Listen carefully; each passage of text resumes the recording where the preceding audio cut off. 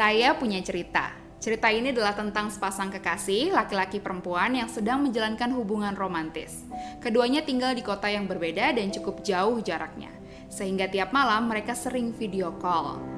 Suatu ketika si laki-laki meminta si perempuan untuk video call hanya menggunakan pakaian yang minim. Esok-esoknya si laki-laki meminta si perempuan untuk menggunakan pakaian dalam saja ketika video call. Awalnya si perempuan menolak karena ia merasa tidak nyaman. Tapi ketika dirayu berulang kali, si perempuan pun mau. Dan hal itu terjadi sekitar 3-6 bulan. Hingga akhirnya si perempuan merasa tidak nyaman dan menolak permintaan si laki-laki. Dan si laki-laki marah besar. Tapi si perempuan pun akhirnya memutuskan untuk mengakhiri hubungan mereka. Seminggu kemudian, si perempuan menemukan foto-foto dirinya menggunakan pakaian dalam dan beberapa foto lainnya yang pernah ia kirim pada si laki-laki di media sosial di akun yang dia tidak kenal. Teman-teman, jika disadari, peristiwa yang tadi saya ceritakan adalah salah satu fenomena yang sangat dekat dengan kita. Kenapa? Karena kita adalah pengguna internet aktif. Walau fenomena ini dekat dengan kita, masih banyak orang-orang yang tidak menyadari bahwa peristiwa yang saya ceritakan tadi adalah salah satu jenis dari kekerasan berbasis gender online atau KBGO. Menurut International Center for Research on Women, KBGO atau kekerasan berbasis gender online merupakan sebuah tindakan yang merugikan orang lain yang dilakukan atas dasar identitas gender dan seksual orang lain yang dilakukan dengan fasilitas teknologi atau di platform online. Ada berbagai macam jenis KBGO. Beberapa di antaranya adalah ancaman, penguntitan, pelanggaran privasi, distribusi, penyebaran konten intim non konsensual, dan lain sebagainya. Karena begitu banyaknya jenis-jenis KBGO, kali ini saya akan menjelaskan dan berbagi kepada Anda tentang salah satu jenis saja, yaitu distribusi atau penyebaran konten intim non-konsensual. Penyebaran konten intim non-konsensual merupakan kekerasan yang dilakukan dengan cara menyebarkan konten intim milik seseorang dan berisi seseorang atau lebih tanpa sepengetahuan si pemilik konten atau tanpa izin dari orang yang berada di dalam konten. Kalau tadi saya sudah cerita tentang satu kasus penyebaran konten intim non-konsensual, ada beberapa kasus lainnya yang mungkin teman-teman atau Anda semua tidak asing lagi. Hakim buktikan Ariel Luna pelaku video porno. Ariel divonis penjara 3 tahun 6 bulan dan denda 250 juta rupiah. Babak baru kasus Gisel dan Nobu, lakukan hubungan intim 5 kali sebelum video tersebar. Serupa Vina Garut, 4 video panas muda-mudi beredar viral di Instagram. Polisi deteksi TKP pembuatan. Kasus Vina Garut, polisi temukan 113 video. Kesal diputuskan, pria ini sebar foto dan video porno pacarnya. Akibat video porno karyawan bank di Samarinda disebar, korban mulai tertekan. Viral, video asusila di Bandara Yogyakarta. Pelaku unggah video porno di daring dapat pendapatan 2 miliar rupiah. Pria ini sebar video berhubungan seks dengan pacar gara-gara WhatsApp diblokir.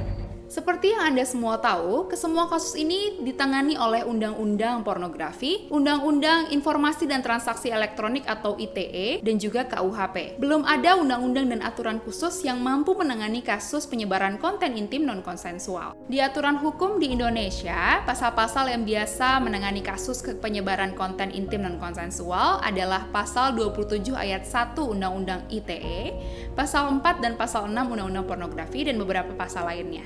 Sekilas, pasal-pasal ini terlihat sangat cukup mampu untuk menangani kasus penyebaran konten intim dan konsensual. Tapi ternyata pasal-pasal ini sebenarnya sangat rentan multitafsir, sehingga membuat korban menjadi pelaku. Terlebih jika korban memberikan konten intimnya kepada si pelaku.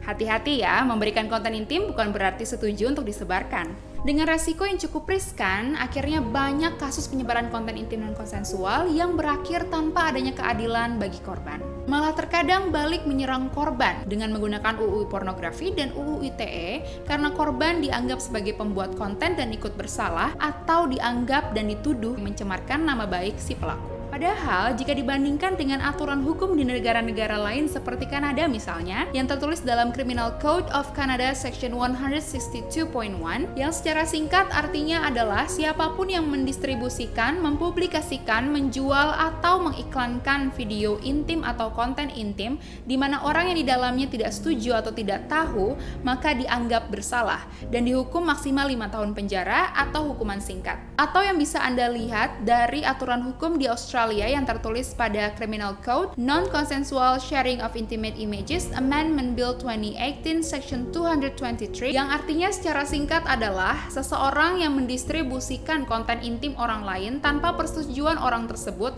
dan menyebabkan penderitaan orang lain maka dianggap bersalah dan dihukum maksimal 3 tahun penjara.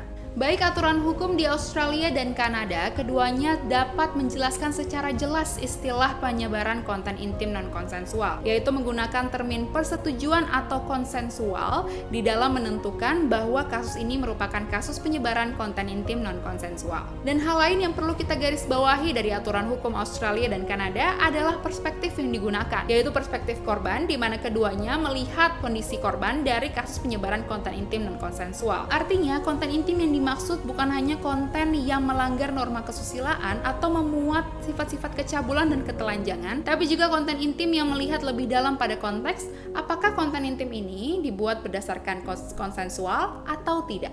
Indonesia bisa juga dikatakan masih jauh dari mendefinisikan kekerasan berbasis gender berdasarkan termin persetujuan atau konsen. Ini pertanyaannya, dengan aturan hukum yang tidak cukup mampu untuk menangani kasus penyebaran konten intim dan konsensual dan tidak cukup mampu untuk melindungi korban, apa yang kita perlu antisipasi dan lakukan? 1. Perbanyak edukasi diri Anda tentang bagaimana menggunakan teknologi secara aman dan juga tentang bagaimana berhubungan seksual dengan menggunakan teknologi. Baiknya, cegah diri Anda untuk mengirimkan dan menyebarkan informasi pribadi diri Anda termasuk foto dan video pribadi Anda kepada pasangan atau memberikan akses terhadap informasi tersebut. Saya tahu Anda juga ingin berinteraksi seksual dan romantis dengan pasangan Anda melalui teknologi. Tapi coba yakinkan kembali diri Anda dan pastikan terhadap kemungkinan-kemungkinan dan resiko yang terjadi, dan juga coba komunikasikan kepada pasangan Anda tentang kemungkinan yang Anda pahami. Jika konten intim Anda disebarkan, segera lakukan usaha-usaha teknis berikut ini. Yang pertama, simpan barang bukti dengan cara screenshot dan juga buat catatan kronologis. Yang kedua, putuskan hubungan dan komunikasi dengan pelaku. Dan yang ketiga, laporkan pada media sosial dengan cara report agar konten tersebut di-take down. Setelah usaha teknis Anda lakukan, jika Anda ingin melanjutkan kasus Anda ke ranah hukum, maka pastikan Anda mendapatkan dampingan dan bantuan hukum, agar Anda terinformasi dengan baik terhadap pilihan-pilihan yang Anda punya, dan Anda tahu cara melapor dan juga memproses kasus Anda ke pihak berwajib. Kelima, jika Anda tidak ingin melanjutkan kasus Anda ke ranah hukum, maka pastikan diri Anda memiliki support system yang baik. Lakukan konseling psikologis atau membentuk peer group, bertemu dan berkumpul dengan teman-teman yang melalui hal yang sama dengan Anda. Hal-hal ini akan sangat membantu Anda untuk melewati masalah Anda secara lebih ringan dan juga untuk pulih secara lebih cepat. Kepada para korban dan penyintas KBGO, suara Anda valid, cerita Anda didengar, saya ada untuk Anda.